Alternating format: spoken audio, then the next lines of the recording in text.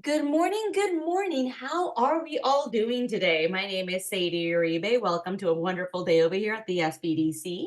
And the SBDC is a national program with over 1,000 locations across the country, helping to stimulate economic growth through business advising and development. We offer no cost services to the local businesses through funding provided by the U.S. Small Business Administration, SBA, and from the California Governor's Office of Business and Economic Development, GoBiz. The Los Angeles Regional Small Business Development Center network serves small businesses throughout Los Angeles, Santa Barbara, and Ventura counties.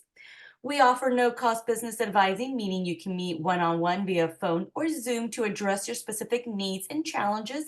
And we also offer virtual training, such as this amazing workshop to help adapt and grow your business. But I don't know if I can call this a workshop, Lori. I think we're calling this a Yes, television got show, the right? show. Yep, gotta call this the show because if you don't call it a show, I can't be a host and then I can't feel famous. You No, know what I want? you are my Johnny Carson, Lori. That's right, you did say that last week. So you guys, now I wanna be on Oprah, now I'm called a Johnny Carson, I love it, I keep putting it out in the universe. Someday I'm gonna be seen as a famous talk show host, and we'll go from there, right? It'll all be history. So welcome everybody to Small Talk Biz Talk. We got another great show coming up. Let me start with some information for you. And by the way, I love that. That's hysterical. Yes, it is. I'm going to keep putting it out there, Kim, because if I keep telling the universe, someday we're going to have, me having my big show. I'm going to keep going for it. So, yes. And Christine, you will be part of history. And I got to say, Christine, you are one of our most faithful frequent flyers. I don't think you've ever missed a show. If Christine isn't there, and Kim, I see you all the time too. So I love my frequent flyers. And if you're brand new to the show, you've got a great treat coming today. So let's get started.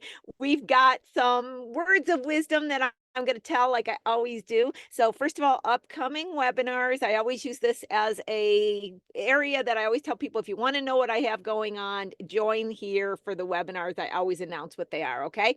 So here's my upcoming one. I'm going to talk about the legal structure and the tax advantages. So I'm going to say to you guys, if you believe a sole prop and an LLC is taxed the same way, get in the webinar. If you believe everybody should be an S Corp because there's always a tax advantage, get in the webinar. You're going to find out some things that are not true because there's all this stuff being said out in the collective and people are buying in on it and it's not true. So I'm going to correct it on that. Now, when you talk about sales tax, people think that if I sell outside of the state I'm in, I may not have to charge sales tax, or if I'm selling a service outside the state I'm in, I may not have to charge sales tax. Once again, our world's getting a little bit more complicated with all this government regulation. That's not true either. So jump in on that one. And I tell everybody, jump in on the financial series because you need to know your numbers. And that's what I'm going to talk about in my little words of wisdom that I'm going to get into in a second. Here's on the upcoming show. So next week, like I've been talking this up because it's going to be another great show. Ariel's coming on from C12 AM company. It's an online company that sells women's footwear. And it's fascinating how she started this company, had designs done in China, did all this on her own. And the amount of sales she does for being very small and lean. It's pretty incredible. So you're going to love that story. I didn't get a second to do all my Junes by date, but they're in order here. So I'm just going to give you a rundown because June, we got an all-star cast. We got people coming back. I am combining a lot of information and knowledge in the month of June. It's going to be a learning month, okay? I'm going to have Samara come back on. That's my HR specialist because there's been new HR rules. And of course, we're going to talk about AB5, whether you can hire freelancers, because that's such, or independent contractors, I should say. That's an important topic people still don't understand. Chris Marquez is going to come on and talk about his company, and I'm going to learn about it too. He's involved in the music industry and sound recording, and I don't know a lot about how that industry works, so that's going to be a fascinating discussion. I'm having Clarissa come back on. She's our QuickBooks accounting, bookkeeping expert. She also knows Xero, and I really want to shout out to everybody. I want to have this also, we have time for audience questions, okay? I know when Clarissa comes on, you sometimes have questions about QuickBooks, etc. Get your questions in, get them ready. When she's on, I'm going to spend a certain amount of the show where I'm just going to read off questions in the Q&A so they get addressed. So I want to really make sure we get some good time to ask questions. Now, David Horvitz has been on the show before as well. he talks about how to set up any kind of retirement accounts. And I've asked David to come back on and talk about specifically, okay, I'm not making any money. How do I put away at least some? If I want to do a SEP or a IRA or a 401, what do they all mean? What are they? If it's just me, not employees, just me. And if I want to do this, what are the names of some of the institutions that I can go through, or if I want to do a rollover? So I got specific questions really around the company that is trying to figure out how to do some type of retirement account for them, not necessarily a company with a bunch of employees. How do I maneuver this, and how do I set it up where at least I'm putting a penny away? You know, the old Ben Franklin thing, put a penny away, compounding, all that. So that's the month of June. I know that was a mouthful, but we're going to do a lot. And I'm telling you this ahead of time because get your questions. I really want to spend time answering audience questions in June. Okay. Last week, I told you I'm going to start this whole little rampage, I think it is, but I'm going to talk about how do you know what do you know? Now, why am I talking about this? Because every week I talk with clients that think they know something to be true and it's not true. I'm making money. The company's only losing this amount. We're going to grow this way. And then I walk them through a series of understandings, and then they realize that, no, that's really not true. And the problem is they realize it's not true too late because they've already gotten themselves in a financial situation, right? So what I'm doing in this is I'm just giving you a mindset is what I'm doing. I'm giving you a mindset backed with some analysis and some data. So it's thoughts about thoughts, and it's the power of questions. What I find, and I have lectured on this for years, it's not the answers that have the power, it's the questions, because the questions promote the thought to get the answer. So if you start asking questions, business-wise as well as personal, what do I know to be true and how do I know it is true? I do that all the time. And it's become a little bit more challenging over the last 3 years because you can't say that this expert or even a government institution maybe is telling you the truth, right? So you really have to dig deep into yourself and go, how do I really know this is true? How can I prove it's true? What do I know to be true? Let me take these 2 sentences and take you through a real quick exercise so we can get to the show. But I want to say this is how you can apply it. You ready? So from Lori Williams, a powerful exercise to engage in. Sadie's putting this in the chat, so you got it. If you believe this to be true, here's the statement. I am not making money now, but I will be when. Fill in the blank. When we grow, when this, I don't care. Fill in the blank. Then ask these questions. How much am I selling each product or service for? How many units am I selling per month, per year? How much does it cost to produce? What are the overhead costs? What is left over after subtracting these amounts? Don't go to your internal accounting reports. Don't go to your tax returns. That is on a cash basis. You want to sit down with a piece of paper and literally do this math. Simple math, guys. Do this simple math.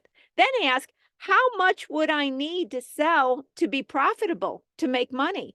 Then repeat steps number 3 for 5. How many do I sell per month? How much then would it cost to produce? You're going to find it's the same amount. You're going to find some interesting stuff with asking this. And I'm going to demonstrate it next week. Then you have to say, what is the overhead cost? Well, then you have to say, how much marketing do I have to add to the overhead to sell that amount? Do I have to add other costs to deliver that amount? Do I have to add a admin to help me to sell that amount? And then what is left over after subtracting these amounts? If you take and copy this out of the chat, put it in front of you and say, I'm going to do the Lori Williams test and walk through these. It'll be interesting what comes of it. We'll talk about that more. But for today, let's get into today's exciting show. So I am so glad to have Kaiy Smith-Biesman back. This is the second show she's been on. But for those of you who did not see the first one, let's first walk through. So STEMS is a Black woman-owned LA-based catering and private chefing company. Kaiy is also the founder of Business BoostHER, a community dedicated to mentoring women in the hospitality industry, which, Kaiy, we were just talking vaccine a lot, where I think that is going to be our claim to fame. So guys, I'm going to get into a minute and Kay's going to tell you all about the company, how it got started, et cetera, et cetera. But what I'm going to do is I'm going to tell you, you are in for a treat because Kay, by nature, she is just somebody who loves to help, loves to teach, loves to support. So you're going to get a little bit of advice along with the story here because she can't help herself from doing so. How did you like that, Kay? That was great. Thank you. Such a good introduction. Okay, so let's start with, yeah, I know people have already seen the first one. They may have forgotten. So start with, give us your background, how you started a company, walk us through how you got up to here. Yeah. So our catering company, we started in March 2020. So about 14 days before everything shut down. Great And we time to start a actually, catering company, right? Yeah, perfect timing. You could say timing, got it, right? yeah, it was actually it's funny because we didn't start a catering company in March 2020. We actually started a company that taught workshops on home entertaining.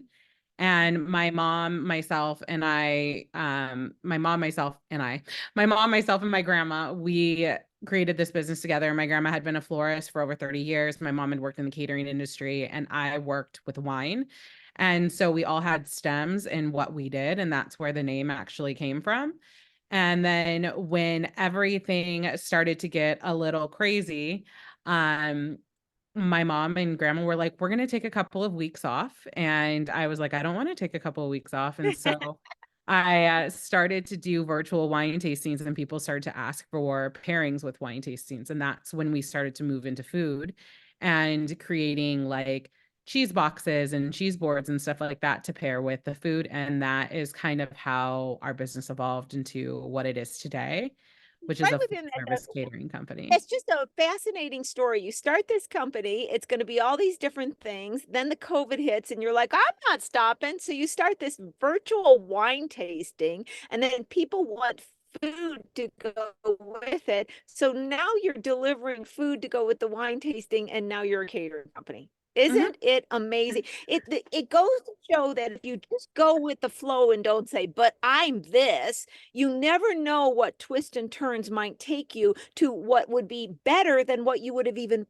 perceived in the first place.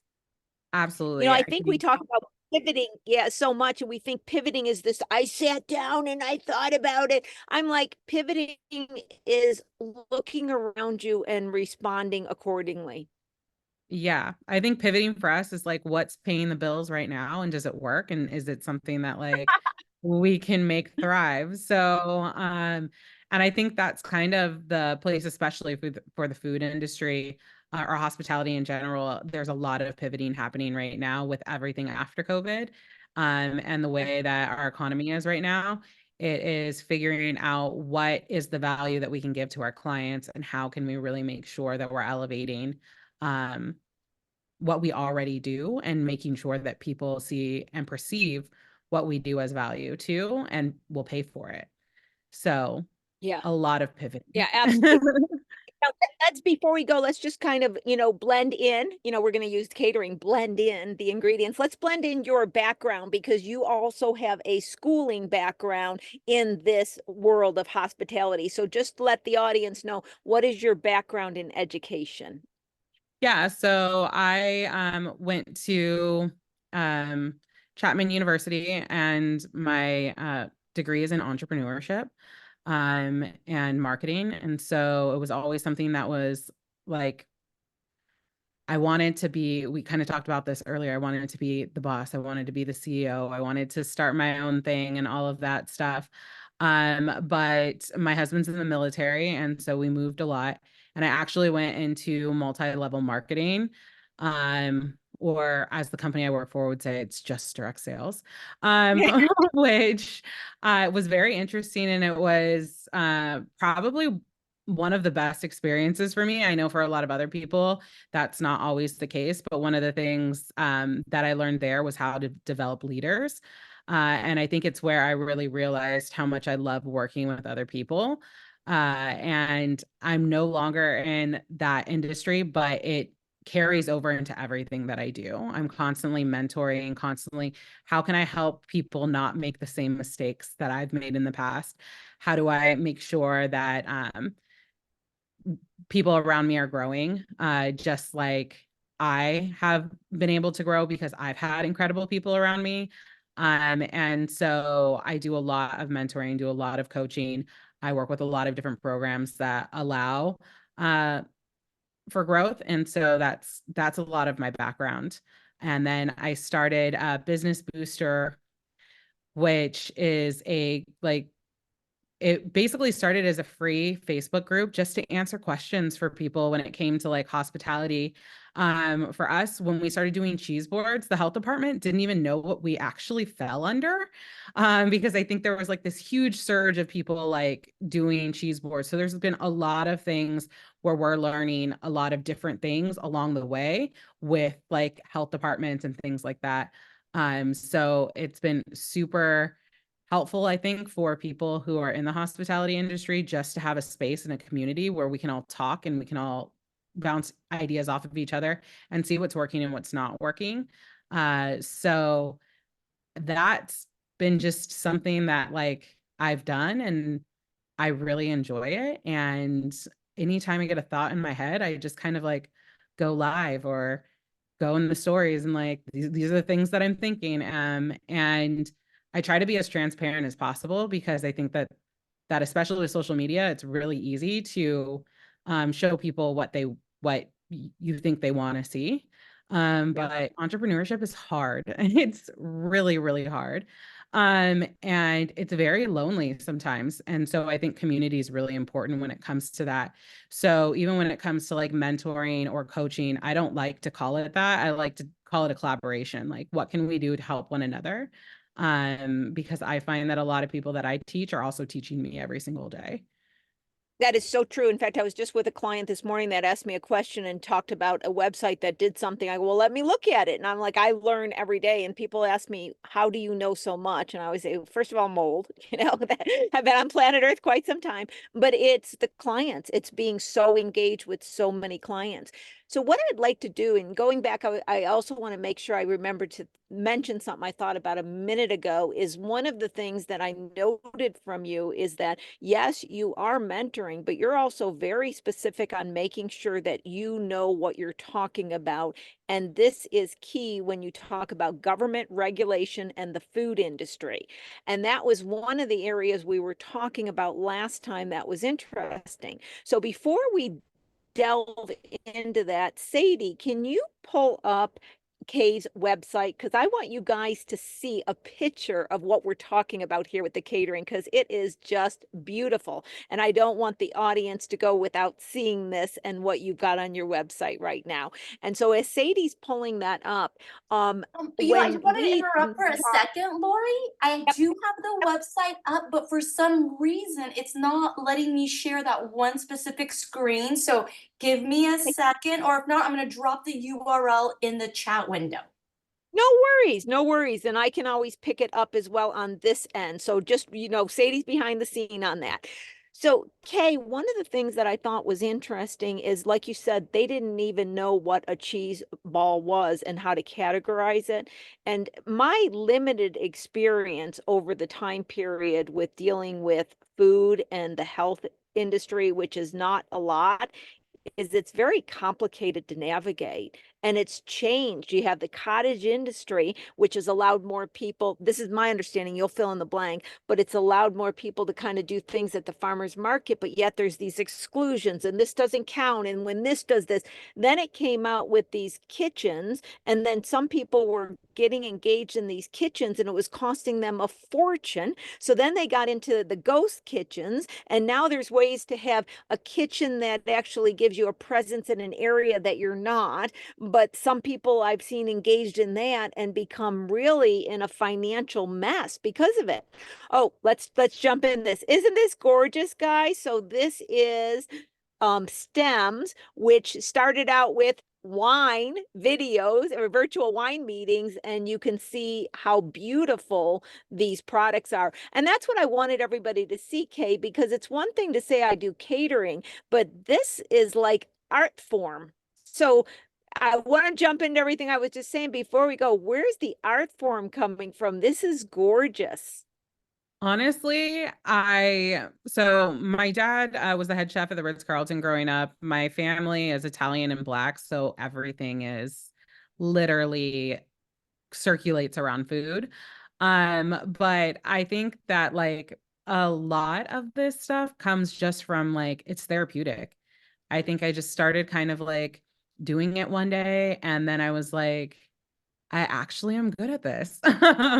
And so you start to like learn different things and you find what your style is and what you like and what you don't like. I think it's very similar to art. And we always joke around that like we give you like an edible centerpiece at like parties and things like that. So if you want art on a table, that's definitely what we do. And as much as we're a caterer, we also know that a lot of people eat with their eyes first. So that's kind of the area that we go into. And I also always joke that this is like where I get to be like innately feminine because I give off very masculine energy because I'm a boss. So like I like this is like the place where I get to kind of be a little bit soft and gentle and all of those like delicate areas. And so I really enjoy it. And it has been like it's been life changing. I don't think it was anything that I ever intended to do when I went to college and when I started on this journey at all. So, yeah. Beautiful. Life can be very magical if we let it go and just run with it, can it? It really can. So thank you, Sadie, for sharing that. Thank you so much. So in that, Kay, if I just wanted to get involved in food in any way, what do I need to be aware of? I have to believe that that's what you're talking a lot about as you're mentoring, that that's one of the key topics. Am I right about that? And then give us some fill in. Yeah, I think there's a lot of things to take into consideration. The first thing that I tell everybody is like going into food or hospitality in general, we have very slim margins. So if you don't love it, don't do it. There's a lot of other ways that you can be involved in, like you can do food, especially now, that don't require you having a restaurant or having an actual company. You can be an influencer. There's you can be a writer, you can be a blogger. There's tons of things that you can do in the food industry without actually having to do the everyday like hard work. And I'm not saying that influencing is not hard work too, but like that Right. physical work where it's like labor intensive, dealing with clients, dealing with the all of the codes and the restrictions and all of that, because those are constantly evolving too. And that's something that living in I live in South Pasadena. Our storefront is going to be in Pasadena, but our kitchen is in LA. And so there's two different health departments that we're dealing with that have two different sets of rules and two different sets of standards. And it's very important that you know all of them. One, because it's really important for your business in general, but it's also important for people's safety. So understanding all of those different components are really important. And like you said, there's cottage kitchens, which for us, when we first started doing cheese boards, there was like probably like there was a huge surge in like 2020 of like people doing cheese boards. And there was a very limited access to information and resources. So it was figuring out what works, what doesn't work. Is this legal? Is this not legal? Where can I go? Where can I not go? What can I do? What can I not do? And one of the things that we've talked to about with our health department is the lack of access to like knowing whether or not what you're doing is right is extremely hard to find. Yeah, yeah. Um, they don't make it very easy. So they're working on that. And I think they know that it's important. But the problem is there's very limited amounts of people who work in, these different departments. And there's a lot of us out here that are doing food. And so they really do force you to figure out who around you has the knowledge, who can you ask? But also they expect you to call and make what do I need? How do I need? How do I go about this? And to be very clear about what you need, which is another hard thing. So that's something that we talk a lot about during our different like sessions and stuff like that. What is the terminology that you need to go into the health department and say, this is what I'm doing. And this is like, what do I need in order to do that? I'm glad you said that because I thought it was confusing when I looked at it, but I assumed it was just because I didn't have a full understanding. I was always trying to find one answer. Is there any delineation that somebody can at least begin to think about between like a cottage industry or I need a commercial kitchen? When are you touching food where it takes you to the new level to consider, or is there no way to even state that? No, yeah. So there's, if your food is considered high risk. So if it needs to be refrigerated, it's considered high, like a higher risk. If it's dry or shelf stable, then you can do cottage. If it is not, then you cannot. And then they're working on this thing in LA County called MICO, which is a micro home enterprise kitchen, which will allow you to work from your home as well. Oh, And do like, and have a restaurant basically in your backyard, right? really? Yeah, Huh. so that's like super, super exciting. And then there's a lot of different things that you can do and like in order to grow and stuff like that. Um Initially, but I do tell a lot of people, especially when we're working together, is what are your absolute, like, what are your final goals? Because that'll tell you what path you need to take. So when it comes to cottage or it comes to like having a home kitchen and things like that, there you can't make more than $100,000 a year. So if this is something that you're just going to be doing and it's going to stay small, then that's a great route to go. But if you want something that's larger, that's going to grow, and that you really want to scale, then you need to start thinking about alternatives to working out of your home. And that may be something like a ghost kitchen or a dark kitchen, or collaborating with another business owner who already has a shop, but maybe you can work at a different time, or you can partner with them, which you're seeing a lot of businesses now, especially small food businesses. You're finding that a lot of people are actually partnering and starting businesses together. Got it. Now you said a mouthful, so I want to go back and unpack some of that. And I'm going to start out by I know from some people that I've had personal experience that started a company. They looked for kitchens that maybe a church had and only used on Sunday so they could rent it out when they're not using, etc. So with that thought, can you also unpack these words ghost kitchen, dark kitchen, renting from someone who already has the commercial kitchen? Do you have to have permits? There's a lot to unpack, and that's what the audience was really interested in that we were talking about last time. So I'm just going to give you the stage and we're going to listen. Tell us about all this confusing landscape we don't understand. Yeah. So a ghost kitchen is when you go and you work out of a kitchen and you have your own permitting. And that is your kitchen that you're working out of. You usually can only work, if you have a ghost kitchen, you can usually only work one vendor at a time, depending on how big the space is. If it's a little bit bigger, then you could probably work in different like areas of the kitchen that would be designated. And that is what a lot of people lean towards, but that tends to be a higher buy-in. So depending on what county you're in, you have Los Angeles, which has shared kitchens where basically you have a ghost kitchen. And so basically it's called a ghost kitchen because you do not have a storefront. You have Okay. a location that's kind of behind closed doors, or you have like a lot of different businesses working out of one kitchen with no one person's name designated on the front. So that's why it's called a ghost Gotcha. kitchen. A dark kitchen is when you work in somebody's space, like a coffee shop. Maybe they're only open from 9 to 3, but you go in from 3 to 8 and you work out of that space.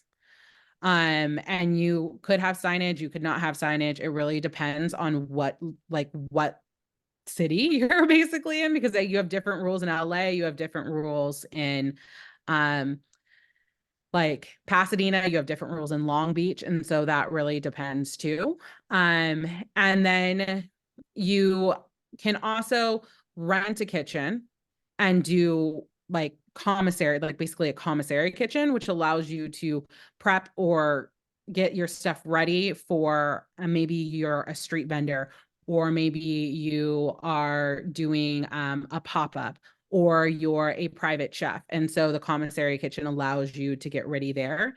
Um, Usually you don't have your own permitting. when you're just renting like that, but you may either the store takes on the liability of having you in there, or you get like a temporary food permit for whatever specific event you may have. And that's Gotcha. Now I important. remember talking, okay. I remember talking to some people who had food trucks, and I think they also used, I could be incorrect, but the commentary that they had to go in and they had to have a full cleaning. So there's this whole other aspect of cost that a lot of the people that got into the food trucks didn't even realize, because it had to be stored, it had to be cleaned, and all this stuff had to come into play. Now, my experience with the ghost kitchen, especially, it's cost prohibitive for a lot of people. You have to sell a certain quantity to even get there. So what happens if I created something I want to make? I can't afford a ghost kitchen. I don't have enough sales. I guess I make a relationship with somebody under a dark kitchen. Is that what I do? Is that kind of the path to follow? Is there any other options for me? So it really depends on what, probably pop-ups would be the most advantageous for you at that point. It really depends on what your end goal is.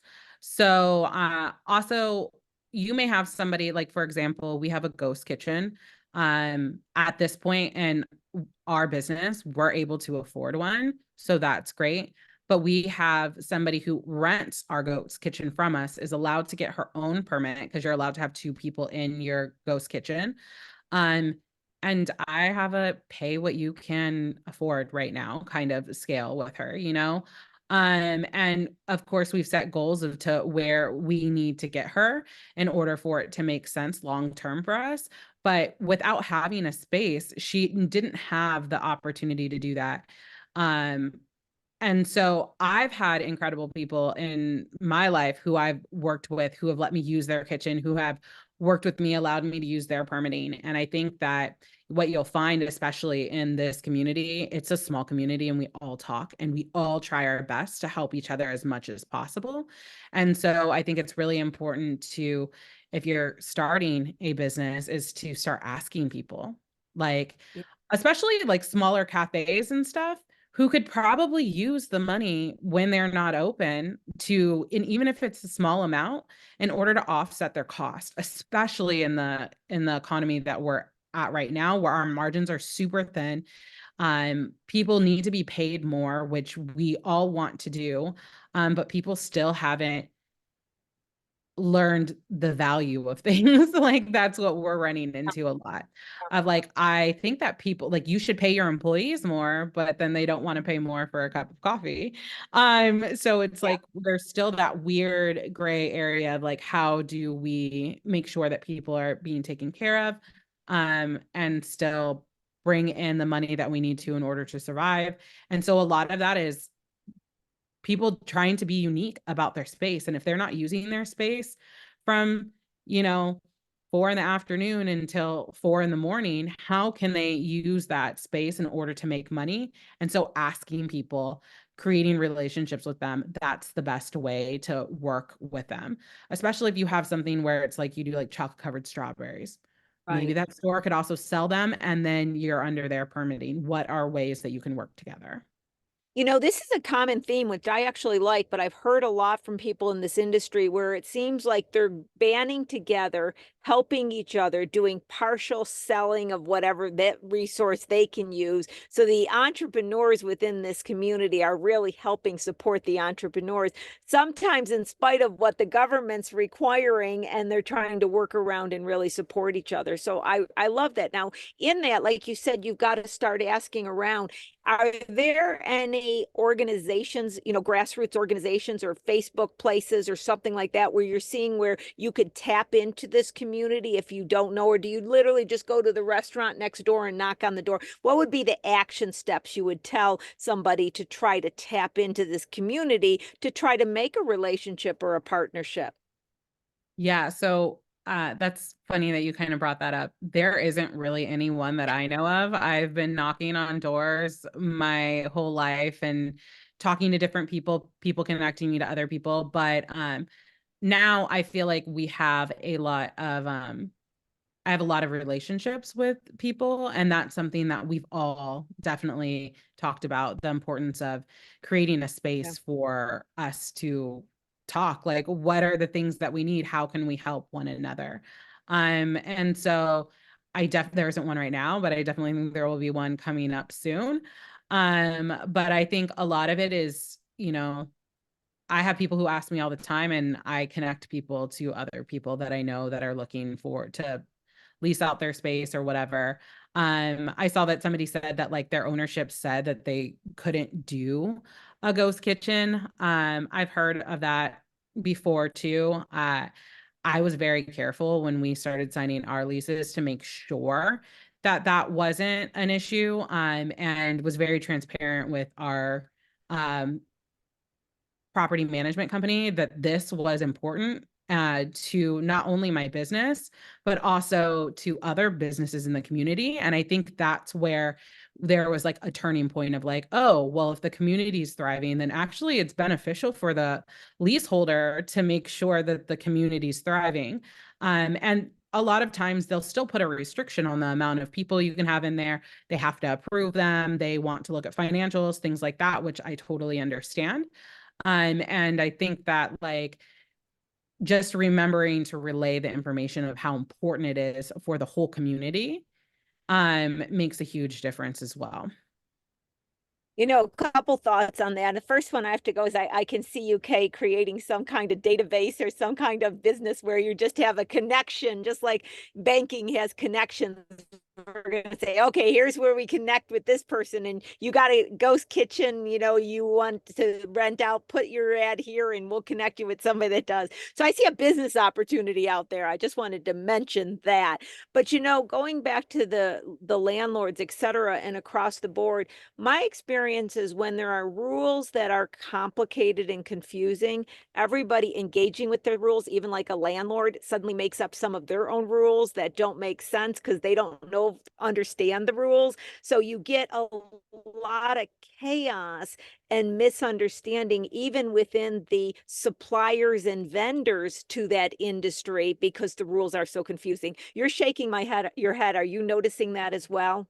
Yeah, they don't know what they're talking about because they're not in this industry. And I think that like for a lot of them, we didn't know what we were talking about until we got into the nitty gritty, right? And so if we barely understand, how can we communicate it to them? And I think that people, when they think of ghost kitchen too, they think like, oh, we don't want you to come in and lease it out, sublease it out to 5 different people. When in reality, it's like that wasn't the intention. These are, and also it may not even be something that you can do. So depending on where you're located, you may not be able to have 5 additional vendors rent out your space. It may only be 1 or 2, depending on how big your establishment is, what county you're in, all of those things. So it's like also us understanding what our rules are in our county, or with our health department, and then communicating clearly to whoever we're, talking to, or our lease or our property management company, what we want to do in order to help grow. Talking with like our council member, and also with like the city of Pasadena, they know that these like breakdowns are occurring, but they don't have the time nor the energy to do all of the things. So if people within the community are like, I'm ready, how can I help? What are the next steps look like? How do we connect people? They're open to that. And so if you have the time, or the people, then it's like, how do you create that space? Because every city wants to see you thrive. Like it's in their best interest, right? And so I think the biggest thing that people kind of like say is like the health department is against you. And they're not. Their goal is to really help you. And so going out of your way to make sure that you're asking the questions, you're reaching out to the right people, all of those things, sometimes is a little hard at first, but once you find kind of what lane you need to be in, they're there to help and to really make sure that you grow. That So and in that, it sounds to me like Obviously you may have a landlord, there's nothing you can do. That's how they're going to be. But in a way, you have to become knowledgeable yourself so you can become somewhat of an educator to the people that you need to purchase from, a landlord or a vendor, a supplier. You have to become knowledgeable enough because you may have to educate somebody on what the laws are to help that facilitate. Now, one of the things, Kay, I noticed that you were talking about like the health department, you were saying even your congressperson, et cetera. It lends me to believe that you've got these people on the phone, you called them. So can we just talk a bit too? And I tell people this about even the IRS and the California State Department of Registry. I talk about this a lot. You need to pick up the phone and call these people, communicate with them. Too many small businesses think they're not even accessible. They say, oh, they won't pick up the phone, so I'm not even going to try. So let's talk a little bit of how you actually went about calling and contacting those government authorities and having conversation. I just want to kind of let it be a little bit more open and available in people's mind. Um, well, I think for me, I was actually really lucky. I was asked to be on a panel to speak, and I kind of just like aired all my grievances. And people were like, you know who you need to talk to. And so That's hilarious. You get involved in things, and the way you come upon them is always this fascinating little twist of a way. Why does that not surprise me? That's how you access to them. Keep telling your story. I just have to laugh. So there again, it was community, right? Community educating me. I'm still like, I would consider myself younger, right? And so there's a lot of things that I don't know. And I have a lot of people around me who have so much like wisdom and so much like they have businesses in the city that have been open longer than I've been alive. So like them telling me like, oh, my business has been open 40 years. These are the things that I've done in the past. These are the people you need to get in contact with, have been really advantageous for me. And then having the opportunity to actually talk to them, you see how much they're like, let's talk about next steps. And they're proactive. They're ready to put things into place.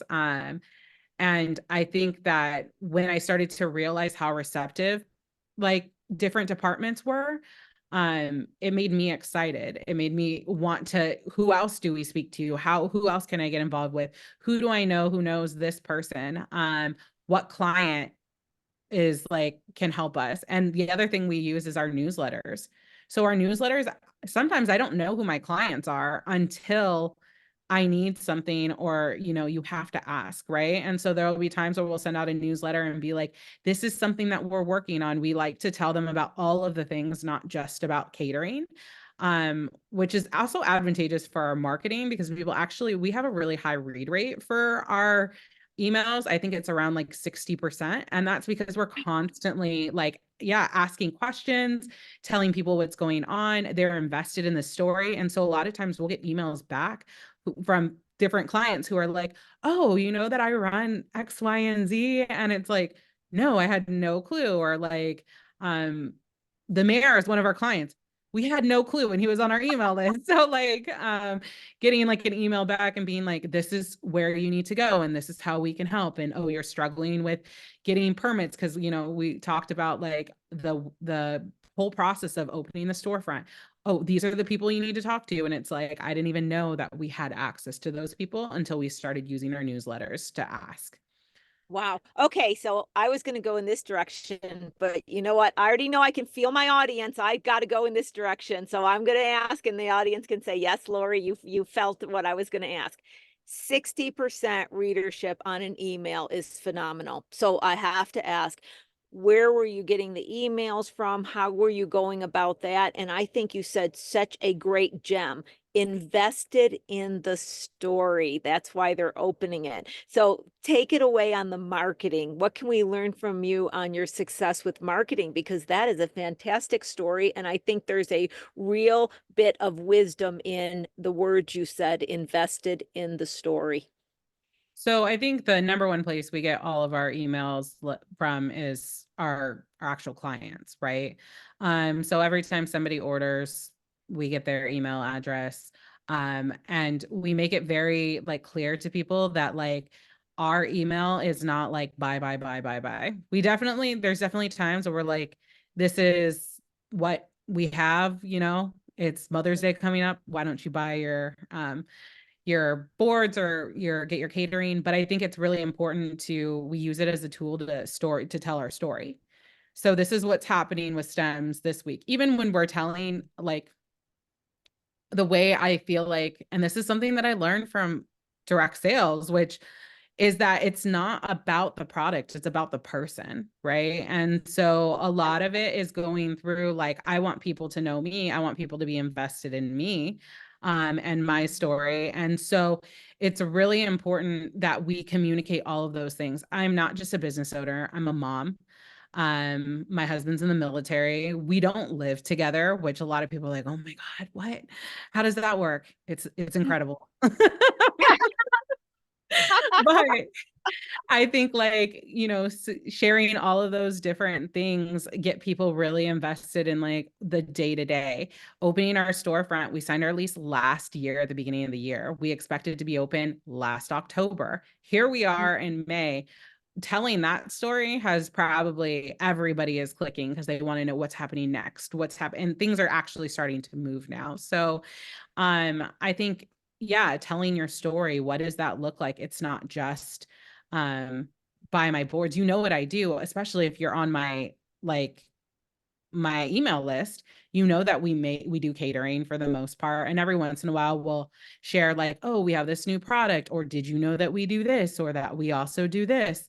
But most of it is I'm telling you what we did last week, and look at how beautiful this graduation, like, tablescape was. And then we talk a little bit about, like, where I graduated from, or somebody on our team where they're from, or how we met, or things like that, how we connect to one another, which I think people are really invested in. Yeah, So you know what I come from on that, Kay, you know what I find interesting? Yes, a lot of times what happens is companies tell their story and they want people to be invested in it. And sometimes their story is kind of interesting, but you get bored with it after a while. But when you're telling your story, what I got as a takeaway is you've got people rooting for you because you're saying, okay, we didn't sign the lease. So it's beyond telling your story. You are telling the personal, vulnerable parts of what you're experiencing. So you've got the fans just, come on, yeah, keep going, you can do it. And when we start rooting for somebody, the story becomes an investment rather than just telling it. So I think I personally, my takeaway is I got the gem out of it. You told enough vulnerabilities that they became rooted in the story as rooting for you. Does that resonate? Do you think, now that I point that out? yeah, I think so. And I also think that, like, it kind of came from a place of, I mentor a lot of people in the hospitality space, right? But some people that I mentor are people who, like, sell, like, event insurance. Like, no offense, probably one of the most boring things in the whole entire world. So, like, how do you get somebody to open your email list, like, or your email newsletter? And it's like, you have to tell different stories, right?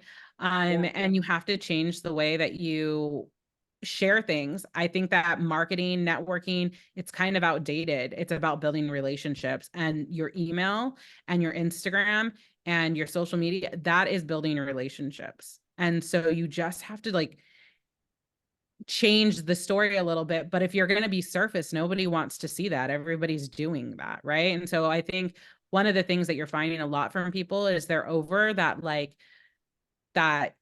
glitz and glam of, like, influencer status, and they want authenticity. Like, what does real life look like?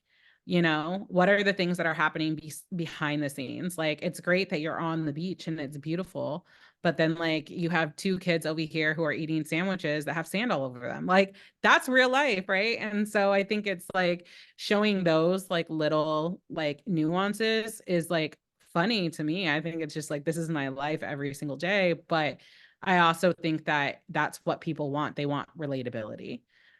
Yes, So very, very true. And I think that's one of the reasons why this show's so popular. I always say real people, real discussions. And that was from my heart at the very beginning.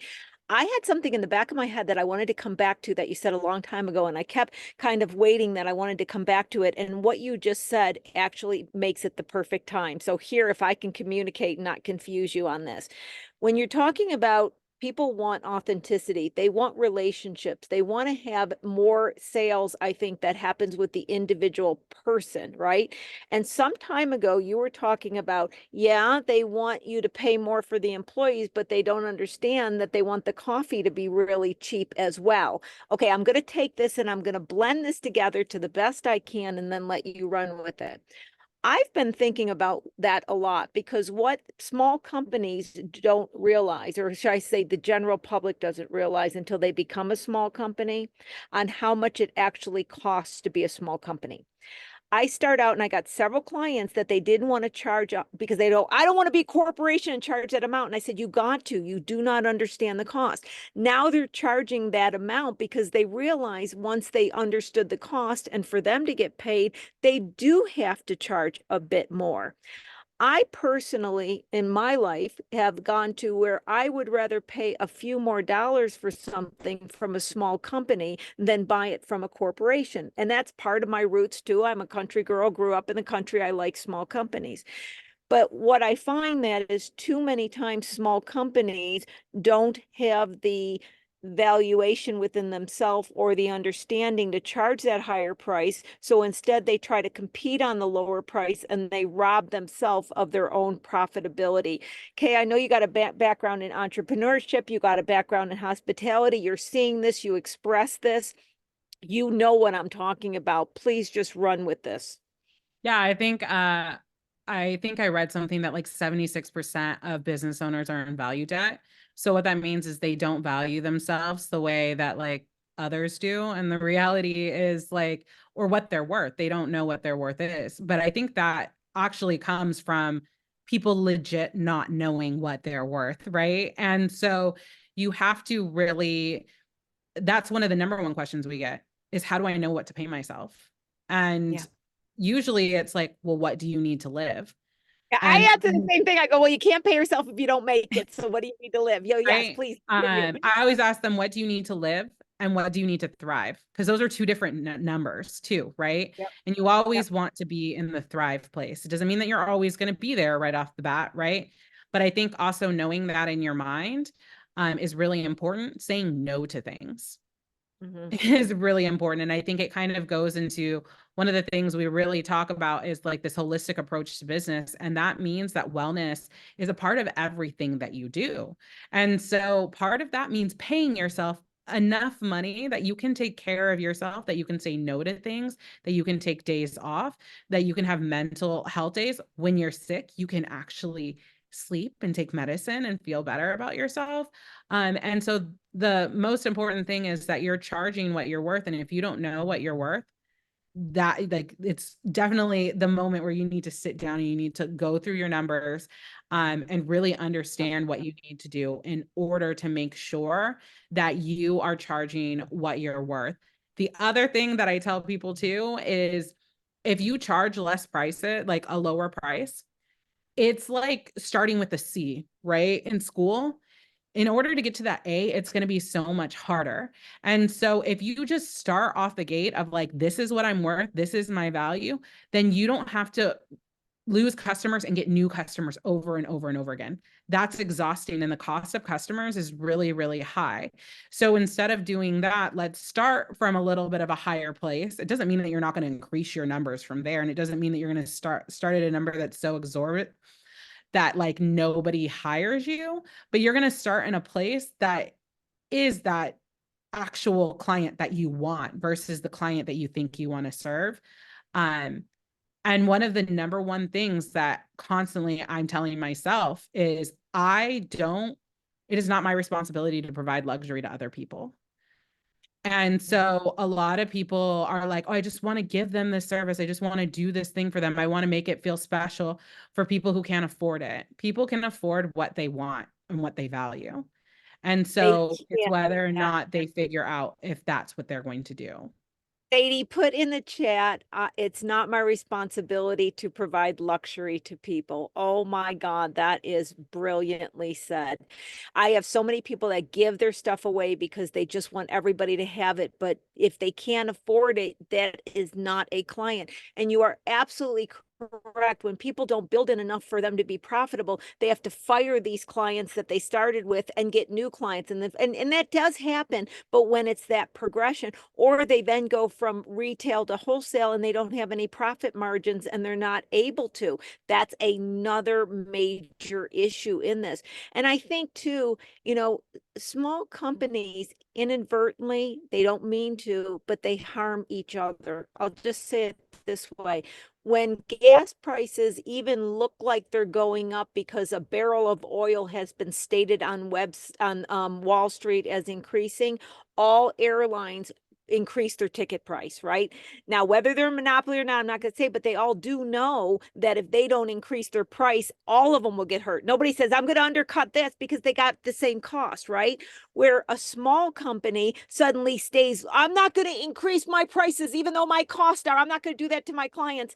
It's not logical because it doesn't add up mathematically. And it isn't going to allow you to pay for yourself. You're not going to have happiness. You're not going to have well-being. And eventually you'll go out of business. So those were such good words. So I think the more we can get out to small companies, if you set your prices at a number that it needs to be for cost reasons, other small companies can be there too. And inadvertently, you're supporting each other. Thoughts on that? Yeah, I think it's like super important. I know one of the things that I run into a lot is people don't want to tell other people what their prices is.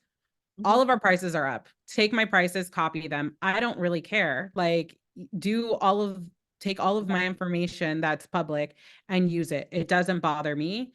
I'm going to leave it up to the client whether or not they hire you or me. But I much rather you charge my price than undercut me. Right. Because there's a lot of things that like your competition is going to do differently than you, that you don't need to worry about pricing. And I also think that like we're past the point of like we're going to purely like compete on pricing. We're not there Right. anymore. The industry is changing. So you have to have other things that make you stand apart from other people outside of pricing and also outside of customer service, because nobody's going to pay for bad customer service. So that's Right. not your unique selling proposition either. There has to be other things that provide value to your client. And so I think like at this point in like where everything is, it's really important that people just be transparent. They talk, they share all of the information. Um, and they need to figure out their costs on their own time. They should come to your financial literacy class if they don't know that. Exactly. But I think that it's really important that if you hide your stuff, then there's no way for everybody to be on the same page. And so we It's don't want to hurt each other just because we want the business. have the strength and belief in yourself, and that will allow you to create the unique proposition for yourself. So as we only got a couple minutes, I'd like to end with what I'm going to ask you to come back on sometime and begin with. And I'm just going to say this. We were talking before the show, the importance of mental health for entrepreneurs. Some comments on that, and I'm already going to tell people you're going to come back on in a couple months and we're going to begin the conversation with this because you've got some really interesting insights, and I think it's a conversation that needs to be had. Yeah, I think that in the last few months, I've experienced a lot of burnout from having to constantly just pivot and change and work through things and all of that. And I went to Italy last year with my family, and I was like, why does it feel so much better here than in America? And I kind of got into this space of like, I want to eliminate the hustle. I want to start promoting wellness as a lifestyle and not just to add on. And I started to look at certain things when we were there that made like a huge difference, walking everywhere. I live in a super walkable town. My kids can walk to school. So now every single day we walk to school. Taking that little break in the middle of the day for me time, for a nap, for whatever you possibly need having to start taking those little breaks in the middle of the day, I'm just so much better at like life. I have like giving myself time to rest, and being very intentional about my work. And so I noticed in Italy, people worked less hours, but they worked so hard during those hours that allowed them that time between 3 and 7 to take a break. That allowed them that time to walk to school instead of the 5-minute drive. It was the 10-minute walk, right? And Mhm. so I think it's really important to figure out ways to make business be wellness be a part of everyday life, scheduling in that time for you. Um, it changes not only your mindset, but it also changes your productivity. And it actually, you're going to see an increase in sales. And so that's one of the things that we really lead with when within our own business at STEMS is that families first, you are first, then the business.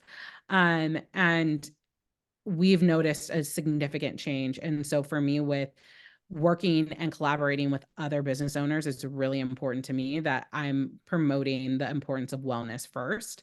And then it's like it's a part of everyday life. And it makes a huge difference. So I love that wellness being a part of everyday life. And I definitely have been on that bandwagon for some time. But when I was your age and earlier, I was of the mindset you just worked, worked, worked, and worked. And that is not the fact. And like we were talking about before the show, I'm so glad that people are starting to focus on it differently. And I think entrepreneurs are the worst on not taking care of themselves. And I think a part of it ties back into what I always talk about with the cost structure. If they're not pricing it high enough and they're thinking they can sell themselves into profitability, they work. And, people who've been around me for a long time, they know you don't want to be more tired and more broke. So right before we leave, I got to make sure that I do a shout out to Annie here from the Pasadena SBDC. Now, a little birdie told me that you had some business with the SBDC on some catering. Can you tell us about that? yeah, I love Annie. We've done a few events actually with the SBDC and PCC. So I think we've done a brunch, we've done a lunch, I think we've done 2 lunches. So, or no, 2 brunches and 1 lunch. So, and it's great working with them. And what the SBDC does is incredible. It would not be where I'm at if it wasn't for the mentors that I've met through the SBDC and taking advantage of like all of the extra things that they, provide. And so, yeah, I love the SBDC. I love Annie. Um, I love Me Isaac, love too. And I had to make a shout out because anyone who reached out to me and said, Lori, you got to get Kay on the show. Kay is great. So I wanted to also mention that because I wouldn't have had the privilege to have you on my show twice, which is going to be, again, a repeat guest if it wasn't for Annie reaching out and saying Kay would be an excellent guest, which she was definitely correct. So, Kay, you've got a fascinating story, and what's amazing is it keeps changing. You are a wealth of wisdom for all entrepreneurs, independent of whether they're in the hospitality industry or not. And you're really discovering what it means to be an entrepreneur, but also what it means to be a healthy and happy entrepreneur. And we're living the story with you. And just like your readers that are reading your newsletter, I am rooting you on as well. And I thank you so much for coming on the show and sharing this story with us and continuing. And like I said, we're going to come back on and talk more about mental wellness and what you've learned and what you're discovering and some of the things that you're hearing as you're mentoring people, because I think that would be interesting too. Because if somebody is saying it to you, 20 others are feeling it, if not more. Yeah, Any last definitely. thoughts you'd like to leave with the audience? I think just be intentional in everything that you do and make sure that like you are putting yourself first. You can't pour from an empty cup. And I know that's like really hard as a business owner is to put yourself first, but even if it's for 10 minutes a day to start, it will make a huge difference. So It sure will. Yeah, 10 minutes does. And I was gonna say I'm a napper. I have to take a nap every day. I love it. I don't do it every day, but I do it a lot. So I haven't really changed much of my habits from the crib. I'm still doing the same thing, but I found that if I just take a 10-minute nap, oh my God, whatever was so challenging that I thought I couldn't do, I wake up and I'm like, oh, I can do that in 2 seconds. It's just being rested and fed well and all those things and taking a walk in nature, they do directly lead to the bottom line increasing. They really do. So thank you so much. So Sadie, I'm going to invite you to come back on. Was this not another beautiful conversation? I mean, like I said, every single session I learn something new. It really sets an intention for the day, is the only way I can describe it. Where I'm like, yes, I'm like, let us get today, let us make some life happen. I love that. Make some life happen. Now, for everybody that's a frequent flyer, thank you for being there every single week with me. If you were new to the show, I hope you enjoyed it. Be sure to join us next week, same time. And Sadie's going to stay behind a little bit. She's going to make sure everybody's got a chance to put anything into the chat that they want. My information is in there. She's going to answer any questions. She'll post again the webinars that I'm coming up. So if you need to get in touch with myself or Sadie or the SBDC or Annie at the Pasadena SBDC, we are out there to help. Kay, thank you. And cannot wait to have you back on. It's always a delight and fascinating conversation. thank you so much for having me. Bye, Have a everybody. wonderful day. Bye.